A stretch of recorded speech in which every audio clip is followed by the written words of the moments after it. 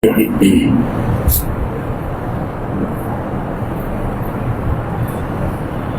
الحمد لله نحمده ونستعينه ونستغفره ونعوذ بالله من شرور أنفسنا ومن سيئات أعمالنا.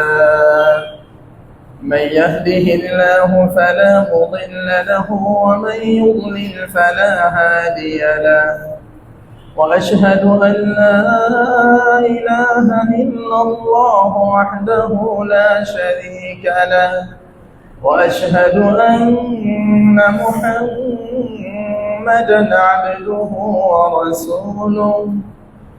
يا أيها الذين آمنوا اتقوا الله حق تقاته ولا تموتن إلا وأنتم مسلمون. يا أيها الناس اتقوا ربكم الذي خلقكم من نفس واحدة وخلق منها زوجها وبث منهما رجالا كثيرا ونساء.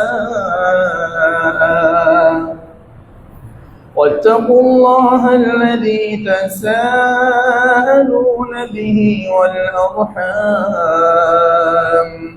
إن الله كان عليكم رقيبا. يا أيها الذين آمنوا اتقوا الله وقولوا قولا سديدا يصلح لكم أعمالكم ويغفر لكم ذنوبكم، ومن يطع الله ورسوله فقد فاز فوزا عظيما. أما بعد فإن خير الحديث كتاب الله، وخير الهدي هدي محمد صلى الله عليه وسلم، وشر الأمور محدثاتها وكل محدثة بدعة وكل بدعة ضلالة وكل ضلالة في النار. أعوذ بالله من الشيطان الرجيم. بسم الله الرحمن الرحيم.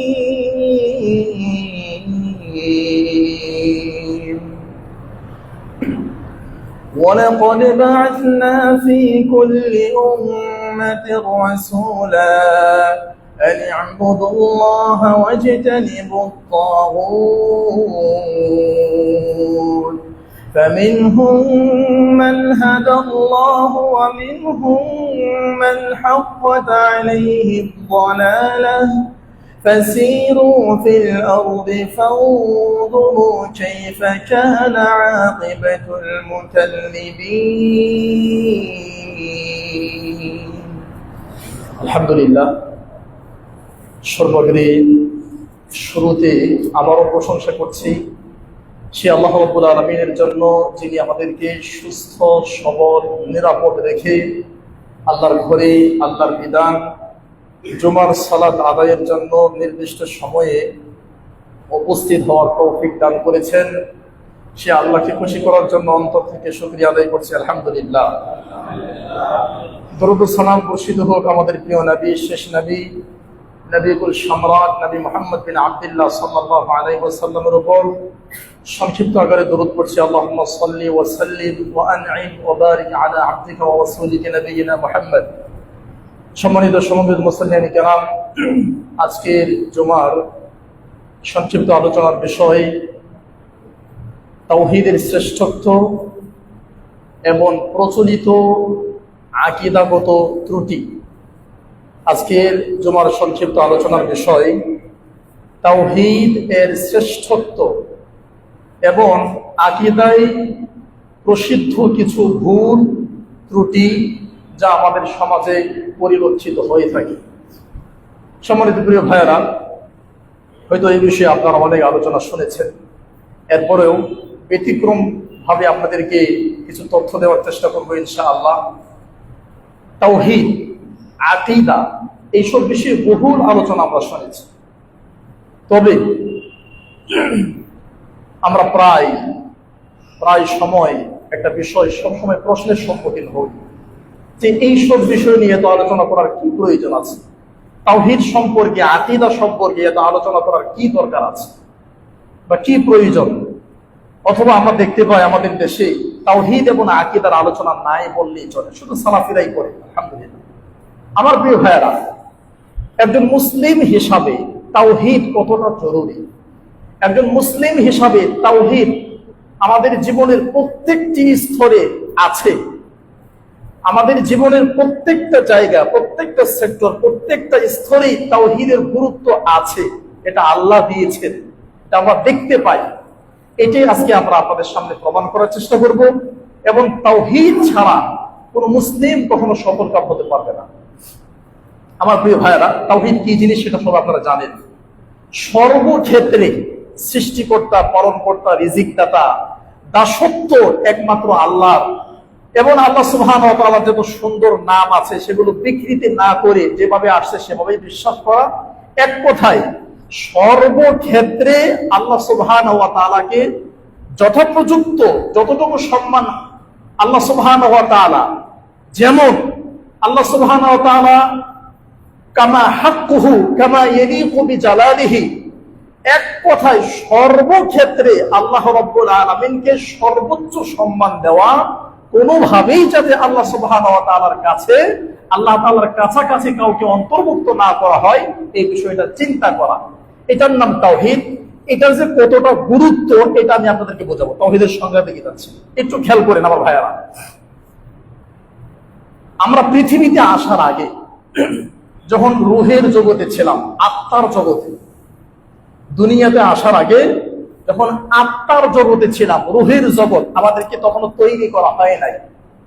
তখন আল্লাহ আমাদের একটা ইন্টারভিউ নিয়েছিলেন। সেই ইন্টারভিউ নামাজ, রোজা, হজ, যাকাত, সুদ, ঘুষ, পৃথিবীর কোনো বিষয়ে না, ভালো মন্দ কোনো বিষয়ে সেই ইন্টারভিউটা ছিল না। আমরা আত্মার জগতে যখন ছিলাম, রূহের জগতে ছিলাম, তখন যে ইন্টারভিউ ছিল, ওই ইন্টারভিউটাও ছিল এই তাওহীদ বা আকীদা বিষয়ে, যেটা আল্লাহ কোরআনুল কারীমে বলেছেন। 9 নম্বর পারা 12 নম্বর পৃষ্ঠা 3 নম্বর লাইন সূরাতুল আরাফ 172 নম্বর আয়াত। আত্মার জগতে আমরা মানুষ হিসাবে তখন তৈরি হই নাই, দুনিয়াতে আসেই নাই। পৃথিবীতে আসার আগেই, আমাদের অস্তিত্ব সৃষ্টির আগেই আল্লাহ আমাদের ইন্টারভিউ নিয়েছিলেন। সেই ইন্টারভিউটা ছিল এই আকীদা, তাওহীদ। আমি আপনাদেরকে দেখাবো একদম পৃথিবীতে আসার আগ থেকে শুরু করে মৃত্যু পর্যন্ত। ভালো করে খেয়াল করেন, এই এখন শুরু করলাম, দুনিয়াতে আসার আগ থেকেই, পূর্ব থেকেই একদম কবরে যাওয়া পর্যন্ত, এরপরে কবরে গিয়েও তাওহীদ, কবর থেকে ওঠার পরেও তাওহীদ, এবং জান্নাতে যাওয়ার জন্য তাওহীদ। জীবনের প্রত্যেকটা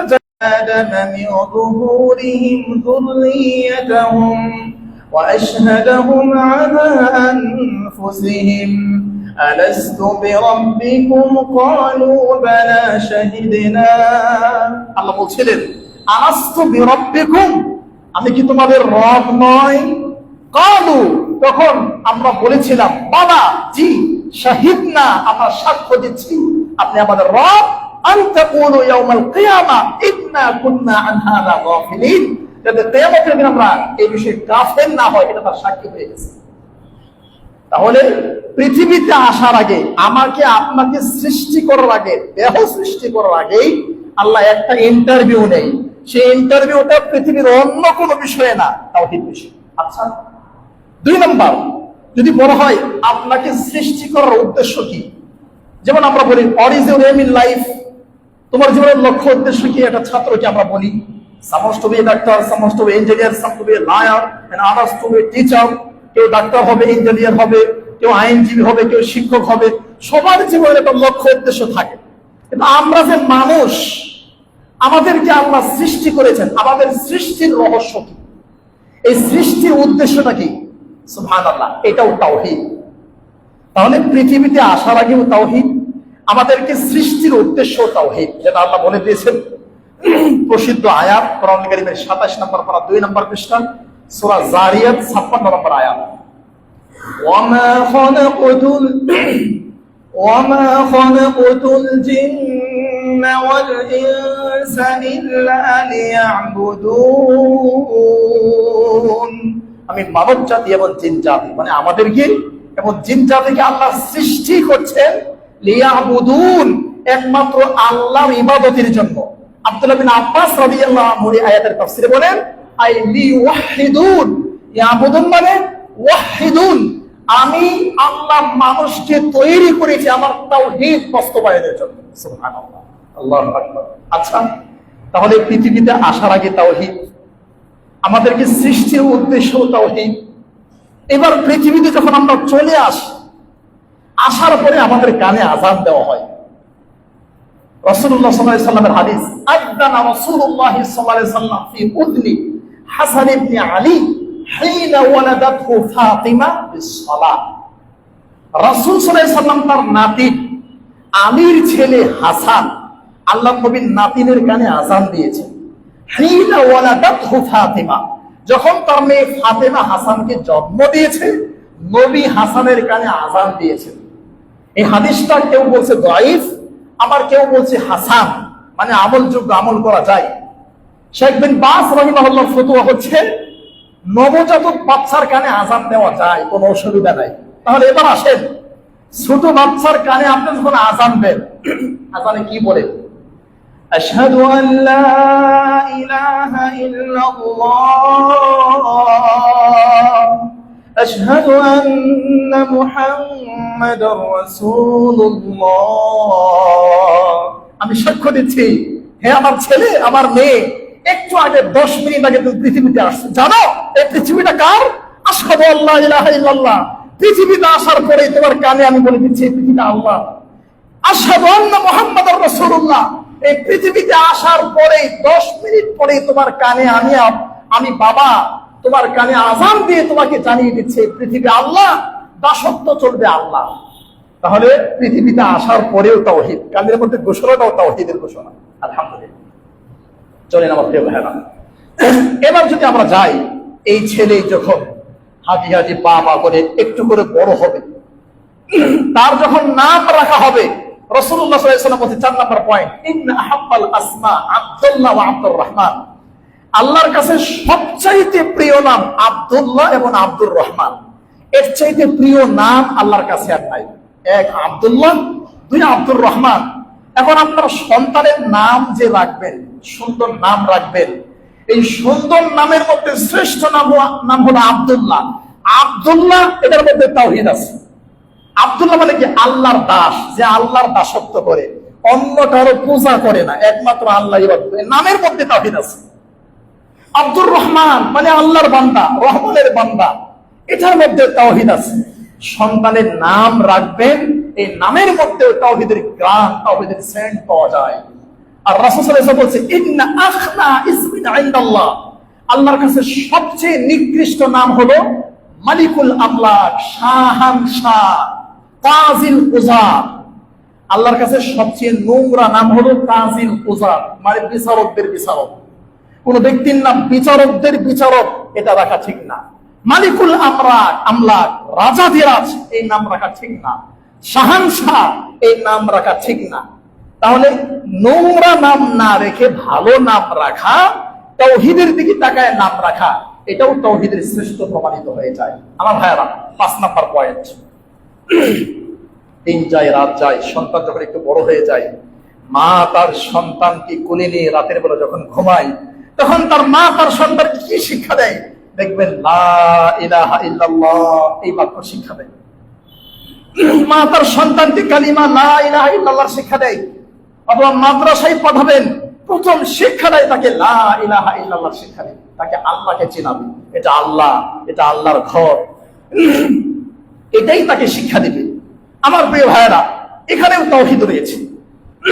এরপরে যদি যান 6 নম্বর পয়েন্ট, যদি বলেন পড়তে হবে, আপনি অনার্স করবেন, মাস্টার্স করবেন, ডিগ্রি করবেন, পিএইচডি করবেন, ডক্টরেট করবেন, বিসিএস ক্যাডার হবেন, অধ্যাপক হবেন, লেকচারার হবেন, প্রফেসর হবেন, যা কিছু হন, এক কথায় লেখাপড়ার জগতে আপনি যদি পা রাখতে চান, সর্বপ্রথম যদি আপনাকে পড়তে হয়, সেই পড়াটা কি বিষয়ে? সেটাও তাওহীদ বিষয়ে, আল্লাহ বিষয়ে, আল্লাহর পরিচয় বিষয়ে। সেটা আপনারা জানেন, সূরা আলাকের প্রথম আয়াত, ইকরা বিসমি রাব্বিকাল্লাযী খালাক খালাকাল ইনসানা মিন আলাক। ইকরা বিসমি রাব্বিকাল্লাযী খালাক, পড়ো তোমার প্রভুর নামে যিনি তোমাকে সৃষ্টি করেছেন। এখানেও তাওহীদ। তাহলে যদি পড়তে হয়, পড়াশোনা করতে হয়, জীবনের প্রথম পড়াশোনা শুরু করবেন, সেটাও তাওহীদ দিয়ে শুরু করতে হবে। সুবহানাল্লাহ। এরপর যদি আপনাকে জানতে হয়, ব্যাপকভাবে আপনি জানবেন, আমভাবে আপনি জানার চেষ্টা করছেন, তাহলে সব কিছু জানার আগে সর্বপ্রথম আপনাকে জানতে হবে তাওহীদ। সেটাও আল্লাহ কোরআনুল কারীম বলে দিয়েছেন। 26 নম্বর পারা, 8 নম্বর পৃষ্ঠা, 1 নম্বর লাইন, সূরা মুহাম্মদ আয়াত নম্বর 19। সম্মানিত মুসলিম কেরাম, শুরুতে ক্ষমা চেয়ে নিচ্ছি, আমার জ্বর, ঠান্ডা, মোটামুটি আমি 2 দিন বেডে শুয়েছিলাম। জুমার খুতবা দিতে পারবো বলে মনে হচ্ছিল না, অসুস্থ নিয়ে আসছি, গলাও ভাঙ্গা, আপনাদের কথা বুঝতে একটু কষ্ট হবে, এই জন্য ক্ষমা চেয়ে নিচ্ছি।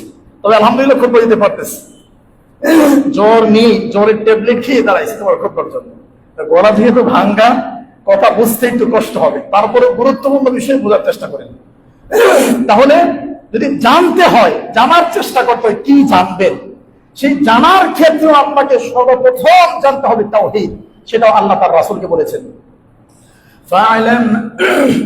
ফা'লাম আন্নাহু লা ইলাহা ইল্লাল্লাহ। ফা'লাম, নবী মুহাম্মদ সাল্লাল্লাহু আলাইহি ওয়াসাল্লাম আপনি জানেন, ফা'লাম আপনি জানেন, আন্নাহু লা ইলাহা ইল্লাল্লাহ, এই পৃথিবীতে আল্লাহ ছাড়া সত্যিকারের আর কেউ নেই। সুবহানাল্লাহ।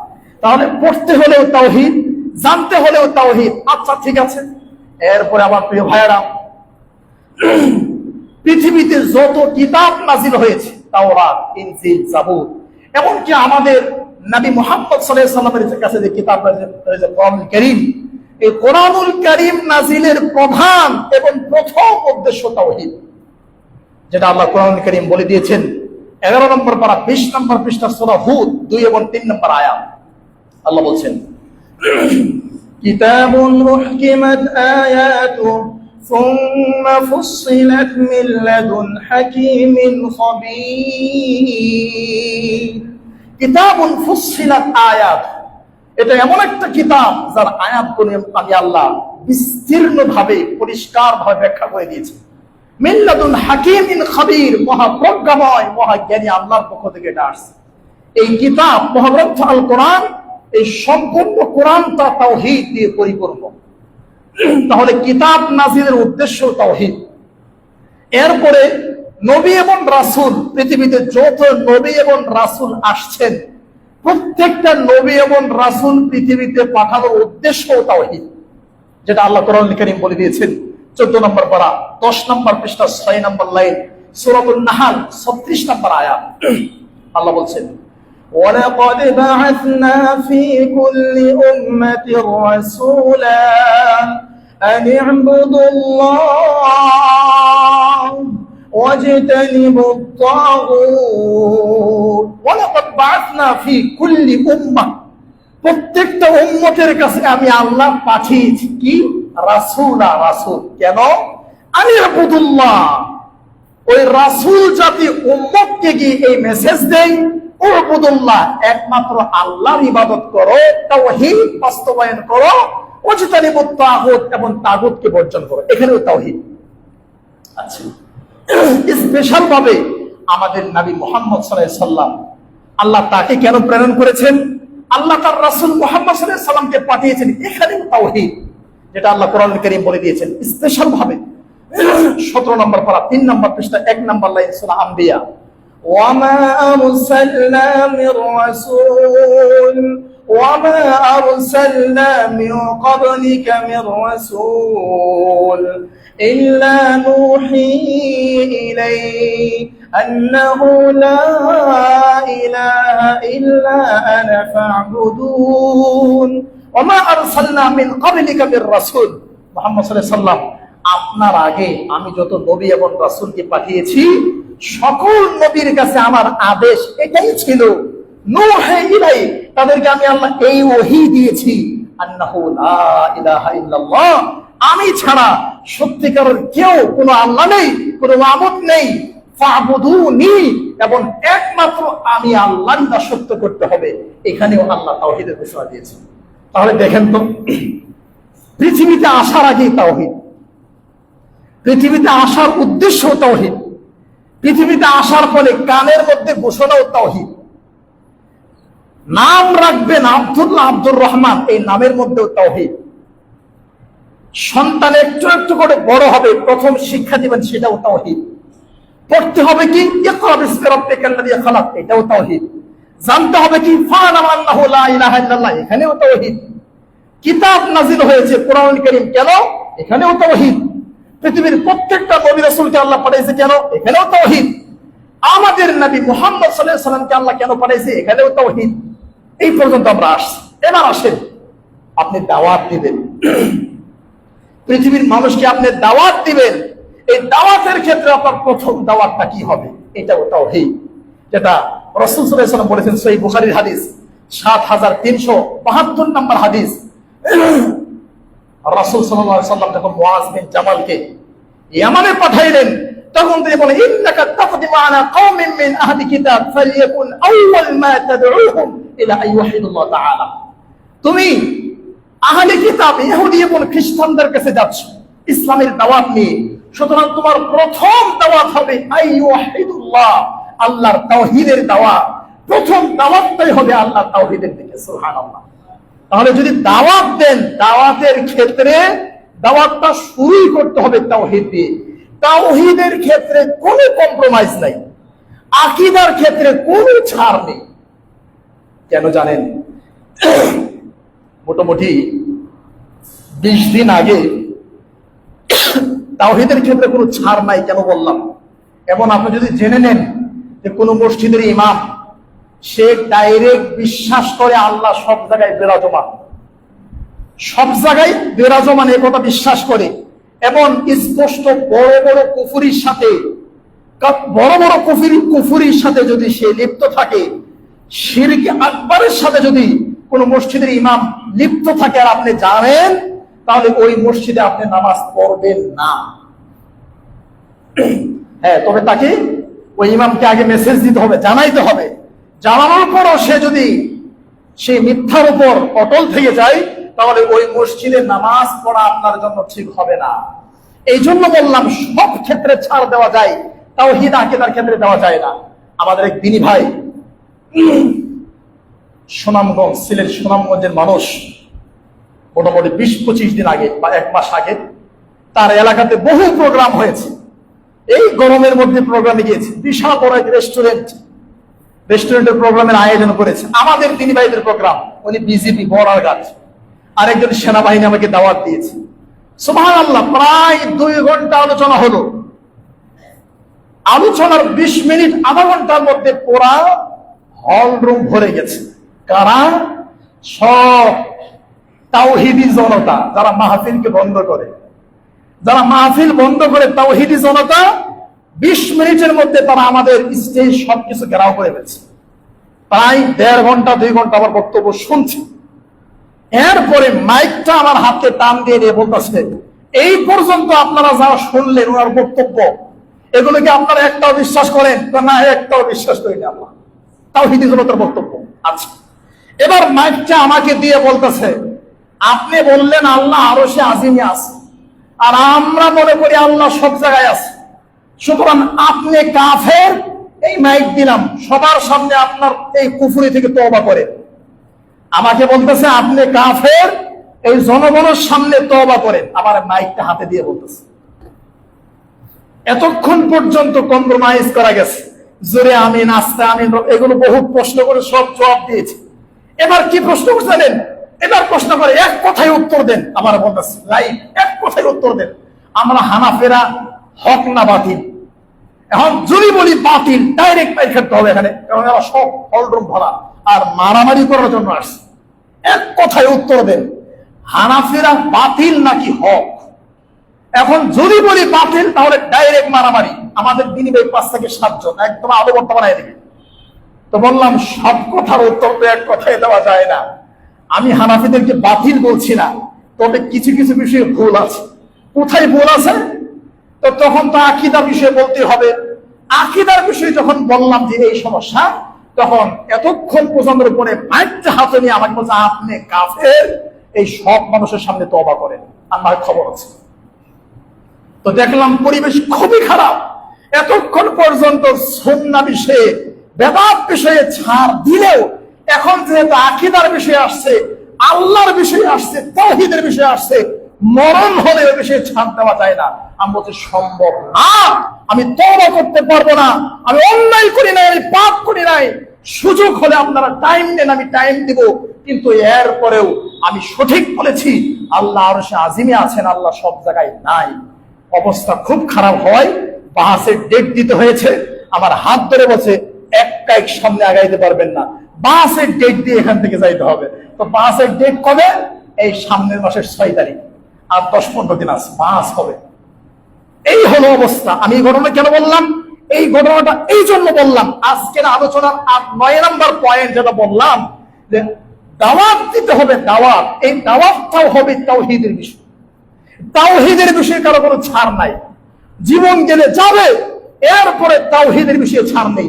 মুসনাদ আহমদ মেশকাতের 63 নম্বর হাদিস, রাসূল সাল্লাল্লাহু আলাইহি ওয়াসাল্লাম মুআজ বিন জামালকে বলছে, মুআজ বিন জামাল রাদিয়াল্লাহু আনহু আওসানি রাসূলুল্লাহ সাল্লাল্লাহু আলাইহি ওয়াসাল্লাম বিআশারি কালিমাত, আল্লাহ নবী আমাকে 10টা উপদেশ দিয়েছেন। 10টা উপদেশের মধ্যে প্রথম উপদেশ হলো মুআজ লা তুশরিক বিল্লাহ ওয়া ইন কুতিলতা আও হুররিকতা, তোমাকে যদি চাকু দিয়ে কেটে টুকরো টুকরো করা হয়, তোমাকে যদি পেট্রোল দিয়ে, কেরোসিন দিয়ে ভিজিয়ে, আগুন দিয়ে পুড়িয়ে ছারখার করা হয়, এরপরেও তুমি আল্লাহর সাথে শিরক করো না, তাওহীদের বিষয়ে কাউকে তুমি কম্প্রোমাইজ করবে না। সুতরাং এই ক্ষেত্রে তো কোনো কিছু করার নেই, জীবন গেলে যাবে। এরপরে যখন স্টেজ থেকে নেমে আসছিলাম, আমাকে বলছে বেলচা দিয়ে মারা দরকার, বেলচা, বাটপান, আমাকে বলছেন বাটপান। আর বেলচা ছিলেন ওই যেই বেলচা দিয়ে ট্রাক থেকে বালু ফেলায় আর বাসার ময়লা ফেলায়, বেলচা দিয়ে আমাকে পিটাবে। আমি শুধু আল্লাহকে বলছি, আল্লাহ আপনি আরশে আজিমে আছেন, কোরআন থেকে 6টা দলিল দিয়েছি, দলিল নাম্বার গুলো বলছি। 8 নাম্বার পারা 16 নম্বর পৃষ্ঠা, 11 নম্বর পারা 7 নম্বর পৃষ্ঠা, 13 নম্বর পারা 8 নম্বর পৃষ্ঠা, 16 নম্বর পারা 11 নম্বর পৃষ্ঠা। আমি 8 থেকে 9টা দলিল কোরআন থেকে দিয়েছি, হাদিস থেকে দিয়েছি, ইমাম আবু হানিফা রাহিমাহুল্লাহর কিতাব থেকে দিয়েছি, ফিকহুল আকবরের ব্যাখ্যা সরহ ফিকহুল আকবর 117 থেকে 22 নম্বর পৃষ্ঠা, 239 থেকে 42 নম্বর পৃষ্ঠা। এতগুলো দলিল তাদের কিতাব থেকে দেওয়ার পরে আমাকে বলছে আমি বাটপার, আমাকে বেলচা দিয়ে মারা দরকার। আল্লাহ এদেরকে হেদায়েত আপনি না করলে পৃথিবীর কেউ করতে পারবে না। বাস করতে যাবে কোথায়? আজকে আমাদের হোটেল ভাড়া, রেস্টুরেন্ট ভাড়া নিয়েছে আমরা, আমাদের প্রোগ্রাম তোমরা দখল করে আমাদেরকে মারতে চাও। এখানে বাহাস করতে আসলে আমার জীবন নিয়ে যাবো, তার কি নিশ্চয়তা আছে?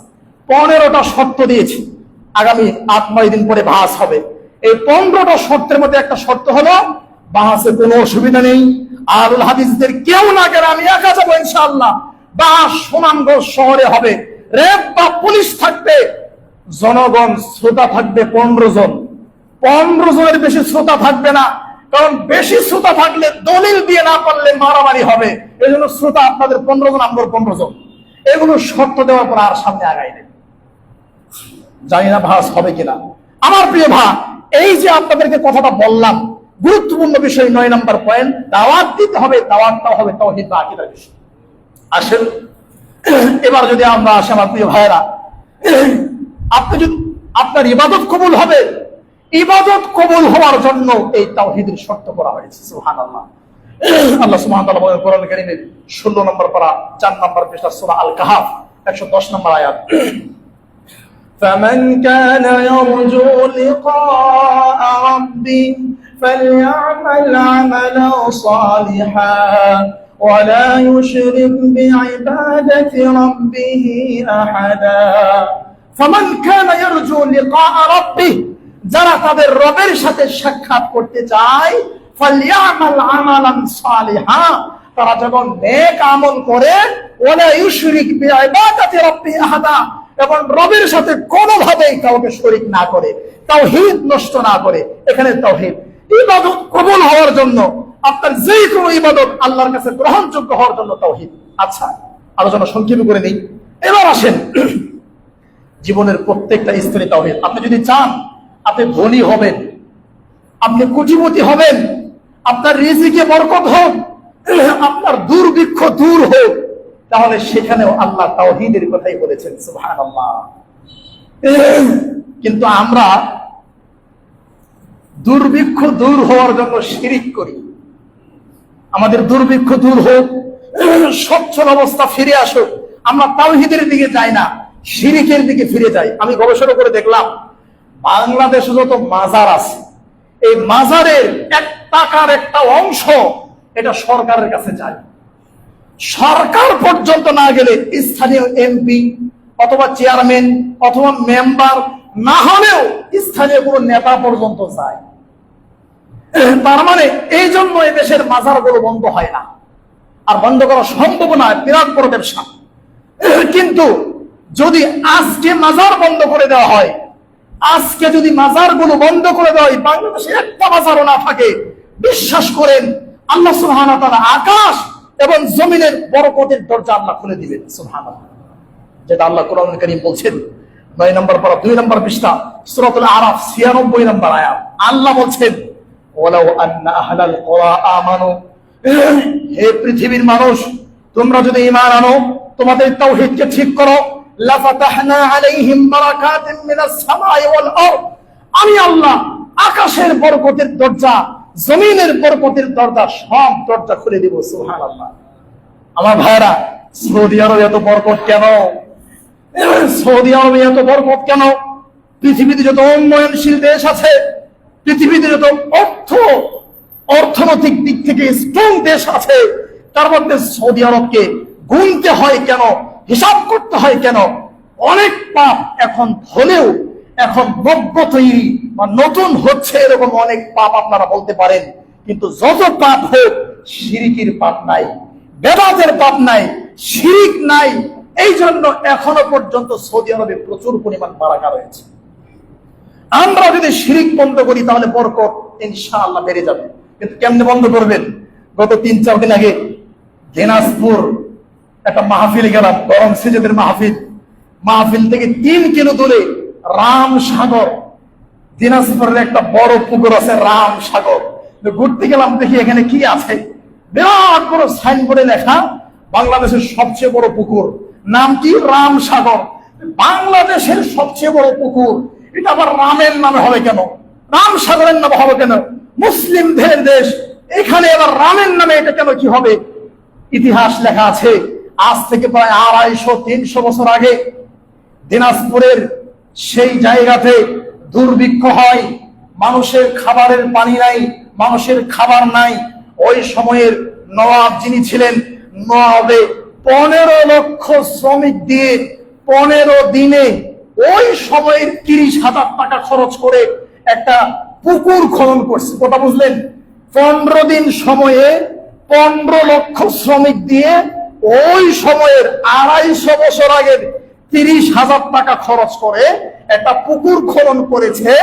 এরপরও পুকুরে পানি উঠে না, বরকত নাই। তখন কি করেছে? তখন ওই সময়ের নবাবের ছেলে ছিল রামকে ওই পুকুরের মধ্যে জবাই করেছে। জবাই করার পরে ওখানে পানি উঠছে, এই জন্য ওটার নাম দিয়েছে রামসাগর। মুসলমানদের কি ইতিহাস শেখাচ্ছে? মুসলমানদের কি ইতিহাস শেখাচ্ছে? তাওহীদ এবং আকীদা নষ্ট করছে। এখানেই যে ভুল। আমি ওই সম্পূর্ণ পুকুরটা ঘুরে ঘুরে দেখলাম যে 15 লক্ষ শ্রমিক 15 দিন কাজ করছে। 250 বছর আগে বাংলাদেশে 15 লক্ষ মানুষ ছিল কিনা এই হিসাব করতে হবে, 250 বছর আগে। এরপরে পুকুরের যে আয়তন, যে দৈর্ঘ্য প্রস্থ আছে, 15 লক্ষ মানুষ যদি ওখানে দাঁড়ায়, 15 লক্ষ মানুষ দাঁড়ানোর জায়গায় হবে না। তো ওইটা 15 লক্ষ মানুষ 15 দিনে কেন খনন করতে হবে? ইতিহাসে ভুল। আবার লেখছে রামসাগর, রামকে জবাই করছে, এই জন্য পানি উঠছে। আল্লাহ বলছে লাফাতাহনা আলাইহিম বারাকাতিন মিনাস সামাই ওয়াল আরদ। আল্লাহ বলছেন 29 নম্বর পারা 11 নম্বর পৃষ্ঠা, আল্লাহর কাছে ক্ষমা চাও, তাওহীদের দিকে ফিরে যাও। আমি আল্লাহ ওয়ায়ুমদিদুকুম, আল্লাহ সুবহানাহু ওয়া তাআলা বলছেন ইউরসিলিস সামাআ আলাইকুম মিদরারা, আমি আল্লাহ আকাশ থেকে পানি বর্ষণ করব। আমার কাছে ক্ষমা চাও, মাফ চাও, আমি আল্লাহ তোমাদেরকে পানি দিব। লাফাতাহনা আলাইহিম বারাকাত মিনাস সামাই ওয়াল আরদ, আকাশ এবং জমিনের বরকতের দরজা খুলে দেব। রামের কি ক্ষমতা আছে, রামের ছেলের কি ক্ষমতা আছে, আর রামের নামে এই পুকুরি তৈরি হবে কেন? মানুষকে এটাও তাওহীদ আকীদা নষ্টের দিকে নিয়ে যাচ্ছে। হাজারো মানুষ সেখানে গিয়ে তাদের আকীদা হারাচ্ছে। আমার প্রিয় ভাইরা, তাহলে আলোচনা সংক্ষেপে গুছিয়ে নিই, সময় কম। এবার আসেন, আমাদের জীবনটা আস্তে আস্তে চলেই গেল। ওই যে মানুষটা পৃথিবীতে আসার আগে তাওহীদের ঘোষণা, পৃথিবীতে আসার পরে কানে তাওহীদের ঘোষণা, আস্তে আস্তে লম্বা আলোচনা হলো। এবার আপনি মনে করেন বৃদ্ধ হয়ে গেছেন, অসুস্থ মানুষ, বৃদ্ধ হয়ে গেছেন, অসুস্থ মানুষ, আইসিইউতে আছেন, বারডেমে আছেন, পিজিতে আছেন, অথবা বাড়িতে আছেন। এখনো আপনার কানে আল্লাহর নবী কিসের ঘোষণা দিতে বলছে জানেন? লাকিনু মাউতাকুম লা ইলাহা ইল্লাল্লাহ। আল্লাহ ভাই বলছে অসুস্থ ব্যক্তির কানে কানে গিয়ে বল লা ইলাহা ইল্লাল্লাহ। দেখেন তাওহীদ কত জায়গায় আছে। মানুষটা মারা যাচ্ছে, দুনিয়াতে আসার আগেও তাওহীদ, এখন বিদায় নিবে মরে যাচ্ছে, তখন তার কানে কানে লা ইলাহা ইল্লাল্লাহ, লা ইলাহা ইল্লাল্লাহ, এটা পড়ো। তাকে পড়তে বলবেন না, আপনি পড়বেন, আপনি তো শুনে শুনে সে পড়বে, এখানে তাওহীদ। আচ্ছা ঠিক আছে, এবার লা ইলাহা ইল্লাল্লাহ পড়তে পড়তে মারা গেলেন। মারা যাওয়ার পরে আপনাকে গোসল দেওয়া হবে, খাপকিতে রাখা হবে, জানাজা পড়ানো হবে। জানাজা পড়ানোর পরে আপনাকে যখন কবরে মাটি দেওয়া হবে, তখন বিসমিল্লাহ ওয়া আলা মিল্লাতি রাসূলিল্লাহ, বিসমিল্লাহ মানে আল্লাহ আপনার নামে শুরু করলাম। এটা কি তাওহীদ না? কোন পীরের নামে না, গাউসের নামে না, কুতুবের নামে না, কারো নামে না, বিসমিল্লাহ আল্লাহ তোমার নামে দিলাম, এটাও তাওহীদ। মাটি দিচ্ছেন, এখানেও তাওহীদ। এরপর মাটি দেওয়া শেষ। সহিহ বুখারী 1338 নম্বর হাদিস, সহিহ বুখারী 1313 নম্বর হাদিস, সহিহ বুখারী 1386 নম্বর হাদিস, তিনটা হাদিস, সহিহ বুখারী 1338 নম্বর হাদিস। মাটি দেওয়া শেষ। রাসূল সাল্লাল্লাহু আলাইহি ওয়াসাল্লাম বলছে আল আব্দু ইদা উদিআ ফি কবরিহি, বান্দাকে যখন কবরে রাখা হয়, ওয়াতাওয়াল্লিয়া হাত্তা ইন্নাহু লা ইয়াসমাউ কারআনি আলিহিম, কবরে রেখে আপনারা যখন বাড়ির দিকে চলে আসেন, হাত্তা ইন্নাহু লা ইয়াসমাউ কারআনি আলিহিম, ওই মরা মানুষটা, আপনার আব্বা, আপনার মা, যাকে কবর রেখে আসলেন, সে আপনার স্যান্ডেলের আওয়াজগুলো শুনতে পায়। মাটি দিয়ে যখন চলে আসেন, খটখট আওয়াজ করে স্যান্ডেলের আওয়াজগুলো শুনতে পায়। আতাহু মালাকান, ইতিমধ্যেই দুজন ফেরেশতা আসে, আসওয়াদান, কালো, আরজাকান, একদম কুৎসি মারাত্মক চেহারার অধিকারী, চোখগুলো ভয়ঙ্কর চোখ, এরকম দুজন ফেরেশতা তার কাছে আসে। এসে কি করে? প্রথম যে প্রশ্ন করে, মার রব্বুকা, তোমার রব কে? এই প্রথম প্রশ্নের মধ্যে আল্লাহ তাওহীদ রেখেছেন কিনা? সুবহানাল্লাহ। তাহলে কবরের মধ্যে রাখলেন, রাখার সময় যখন মাটি দিলেন তখন তাওহীদ, রেখে চলে আসছেন। এবার ফেরেশতা ইন্টারভিউ নেয়, ওই ইন্টারভিউটাও তাওহীদ। মার রব্বুকা, কে তোমার রব? প্রথম প্রশ্নই তাওহীদ। তোমার আল্লাহকে, তোমার আল্লাহকে চেনো? সুবহানাল্লাহ। কবরের প্রথম প্রশ্নের মধ্যেও তাওহীদ, যেটা আল্লাহ কোরআনুল কারীম বলছেন 13 নম্বর পারা 18 নম্বর পৃষ্ঠা 1 নম্বর লাইন সূরা ইব্রাহিম, ইউসাব্বিতুল্লাহু আল্লাযীনা আমানু বিল কওলি সাবিতি ফিল হায়াতিদ দুনিয়া ওয়া ফিল আখিরাহ।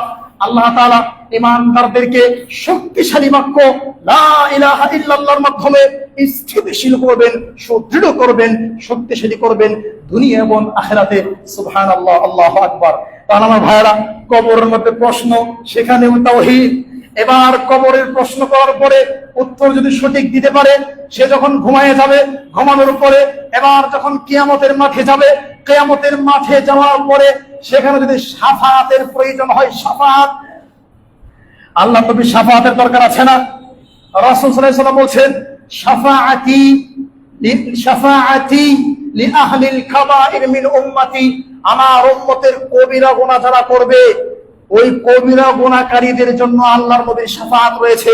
তবে যারা মুশরিক, শিরক ও কবিরা গুনাহ তবে যেই সমস্ত কবিরা গুনাহ শিরকের পর্যায়ে না, তার চেয়ে ছোট, উকুকুল ওয়ালিদাইন, কাতলুন নাফস, ইয়ামিনুল গুমুস, যেটা বুখারী মুসলিম মেশকাতের 51 নম্বর হাদিস, নবী সাল্লাল্লাহু আলাইহি ওয়াসাল্লাম যেটা বলেছেন, এইরকম ব্যক্তির জন্য শাফাআত আছে। শাফাআত 8 প্রকার, তার মধ্যে সবচেয়ে বড় শাফাআত হলো শাফাআতে উজমা, বড় শাফাআত। এটা হলো আল্লাহর নবী সিজদায় পড়ে যাবেন।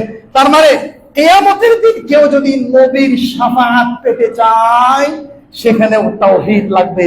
যার তাওহীদ নাই, তার শাফাআত নাই।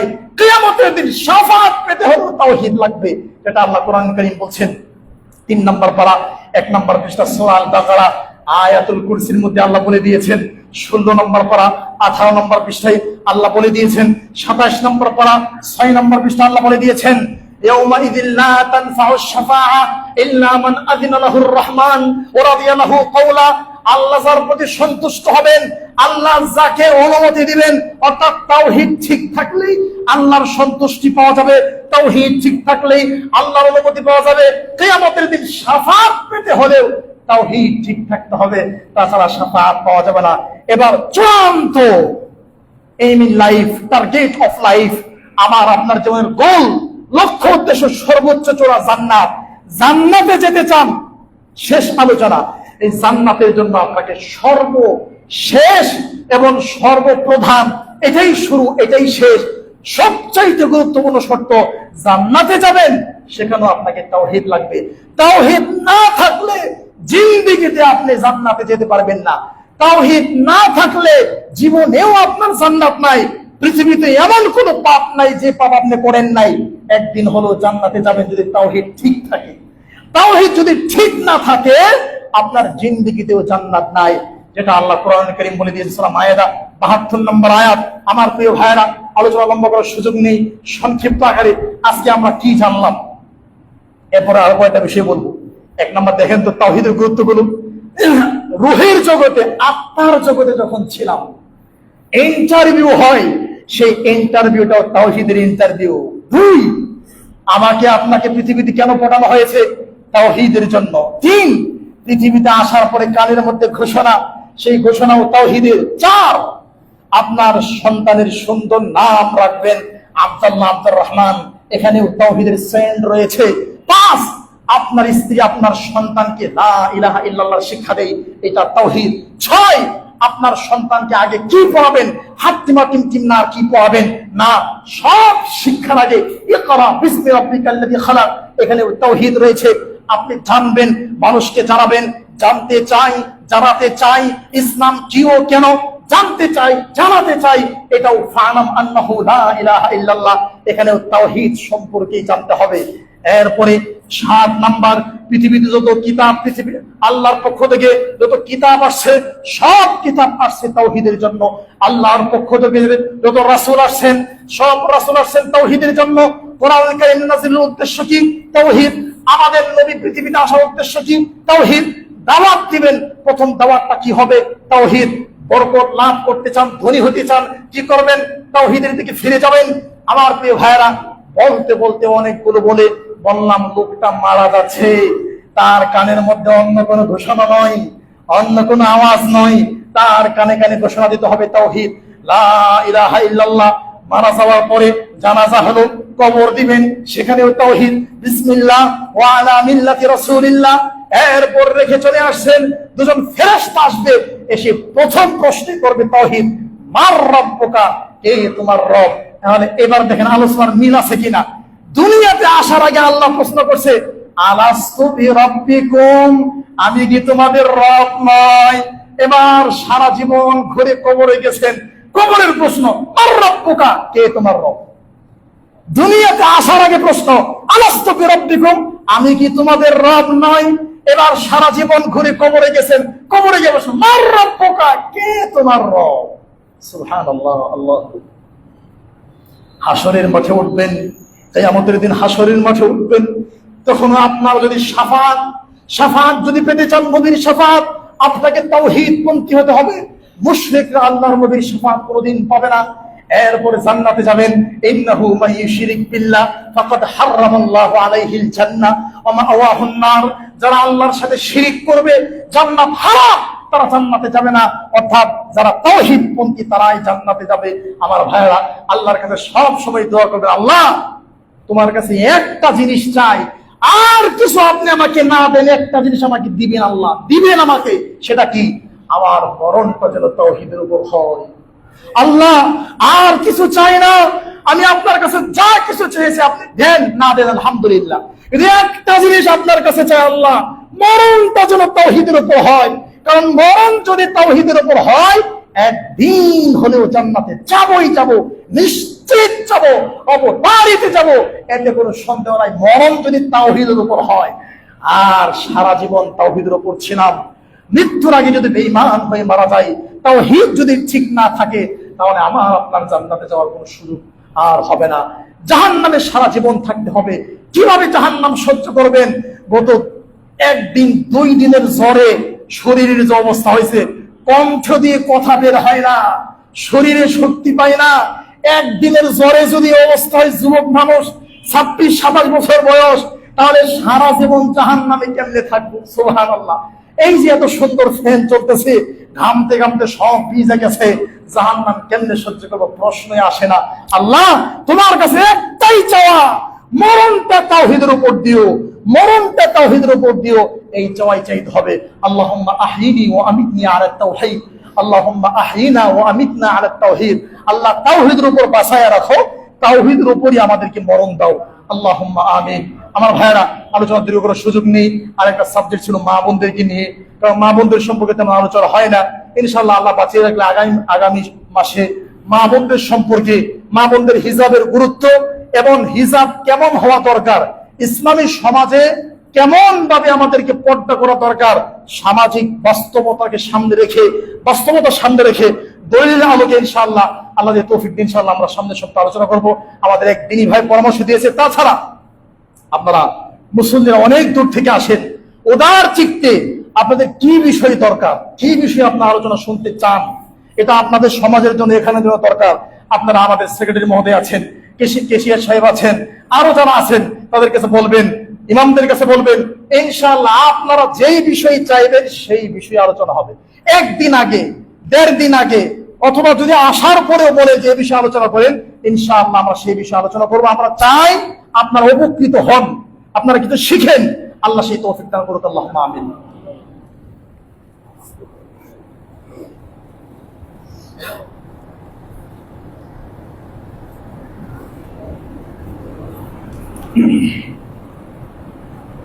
আলহামদুলিল্লাহ, والصلاة والسلام على رسول الله وعلى آله وصحبه ومن والاه।